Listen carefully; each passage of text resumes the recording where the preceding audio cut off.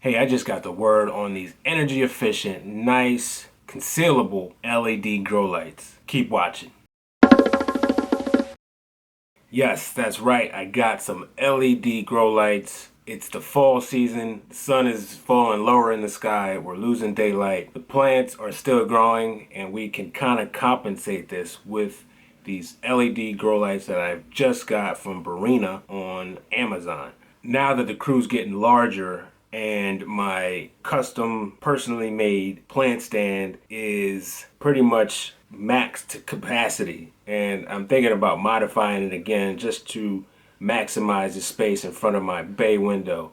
Now I have a bay window that offers great light for my plants even during the fall season, and I can actually testify to that because most of my plants are about, I would say, a year old and they're still growing, and I usually do see growth all throughout the winter on throughout the spring. So I'm actually lucky to have the bay windows where my plant stand is, and I usually keep most of my plants in windows or at least 2 feet away from windows. I'd say 2 or 3 feet away. But the Barrina lights give me the option to move my plants anywhere I want to put them at. In a dark corner, if I want to style up a corner, if I want to bring light to the corner, I can actually put a shelf, hang them. I could put a shelf wherever I wanted to, find some electric. But I actually do some electricity by trade, so I can actually make an outlet,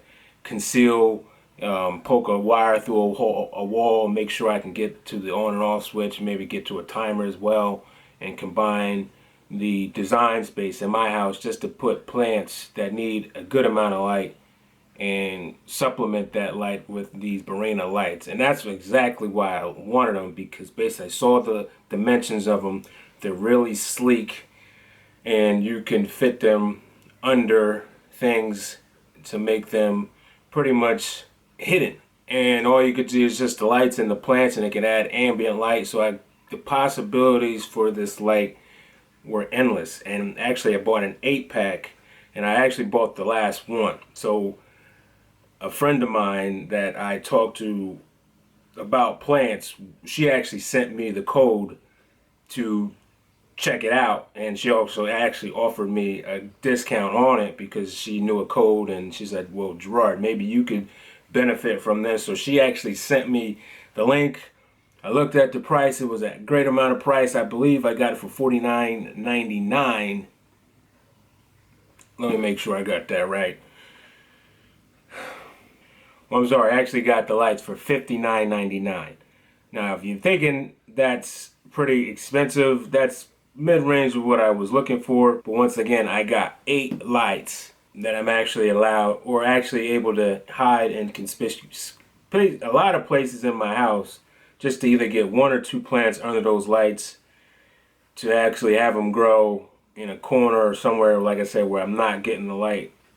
And that could actually broaden my range of placing plants in strategic areas where they would just look great in. And that's the value that I am seeing in the Barrina lights.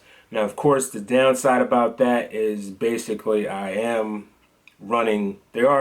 taking some wattage away from the power supply, which has ended up taking away money in my pocket because of the electric bill.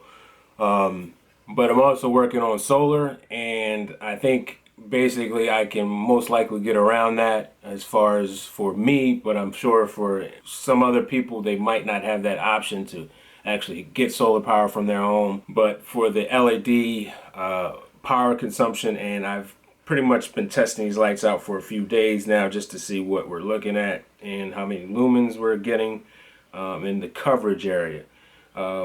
Of course, the light spill is not going to be great to actually get plants to thrive. They will probably need an additional light. If you want to put one single light in a certain area, you probably don't want to account for the light spill, because there is a area where the light is directly directed to, and you want your plants in that specific area. And just because the light is shining on the other plants, it may not hit a certain radius. So if you have one spot that the plant is directed to, but the area around it also gets light spill. You don't want to actually rely on that area where you're getting that light spill from, if you know what I mean. You want basically the full strength directly downward, so it really doesn't spray out, and there's really not a diffuser, but it has a nice stream look where you can actually get 1 or 2 plants under there to thrive very healthy, as far as for the lumens that the plants need. Now if you check out the site, basically what I'm seeing is these are 2-foot lights, and they're 10 watts each, equivalent to 500 watts.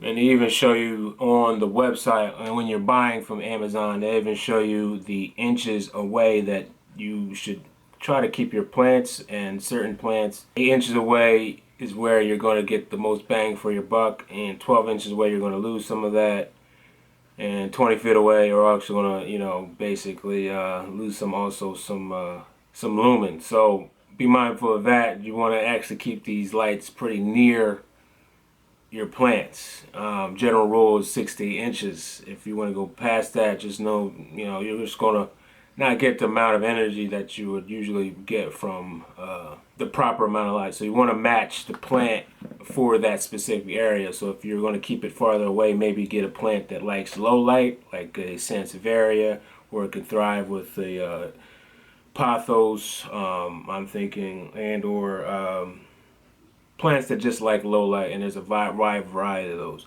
So once again, if you don't have the lights, the ambient light from the daylight from the sun, this is a great option that you can pick up from Amazon to utilize for your house to get your growth all throughout the year and not to skip a beat.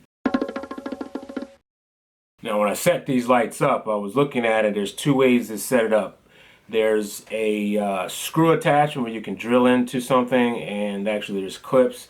And then also they have the adhesive where if you don't want to drill in, they have these sticky pads that you can stick the light to. I actually use the drilling just to secure it because I know it's going to be pretty much permanent, and that's why I added the screw type. But I'm sure the pads will work great. Also, that's an added benefit as far as styling your home and not having a bunch of wires and a big ugly looking light hanging around that really just takes away from the beauty of the plant and of your design space. The other thing about it is the lights are interchangeable. Basically, you can extend them and you can spread them out, and they give you the wiring and the connections to wire it to a 120 watt plug. That's your regular household plug. And there's actually 2 on and off switches. There's one on the light, and then there's also one on the cord itself.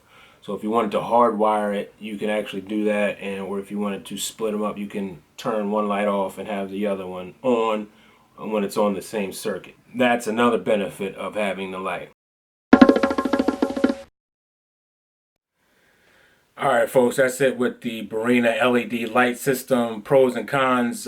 Basically the pros is that the lighting system is pretty much sleek and inconspicuous. That's what I'm looking for my design and to complement the plants in the space. The pros, cons, basically I'm just using electric now, which is expected whenever I'm plugging anything to the plug. So that's pretty much it. Guys, let me know what you think about the lights in the comment section below if you plan to get one. If you don't plan to get one, I'd also like to know what your thoughts on that, why you don't like them. That would be real interesting to see. And don't forget to hit that link to support the channel, Gerard's HC. And also, you can also hit the link for Alien Jungle, and you can also check her out on Instagram. Thanks for watching. My name is Gerard Sadler. This is Gerard Horticulture Culture, and keep growing.